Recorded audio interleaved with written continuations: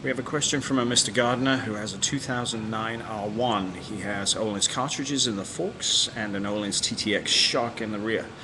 His question relates to videos where I'm seen bouncing the motorcycle. How do you do that? Because when he pushes on his bike, it's as stiff as a board, quote unquote. Well, the technique is very difficult to master. It probably took me about 3 days to figure out how to do it properly under supervised instruction. So while it seems easy, it is certainly not.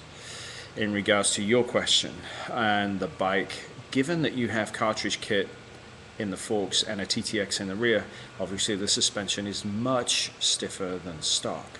Therefore, when you attempt to push down on the bike will not respond as it would when it was stock, and it will require a great deal more effort to get any kind of movement out of the forks and the shock, given the installation of the product you have. Other kits are a little softer. Certainly other shocks will give a little more play in them, but all of that in the end comes back to what spring rate you had installed. The stiffer the spring, obviously the harder the bike is to push down.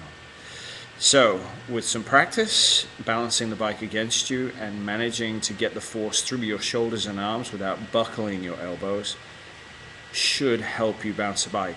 And it's also considerably easier to do so once the bike is hot. So go for a ride, stop at a normal resting point, and then try and push on the bike.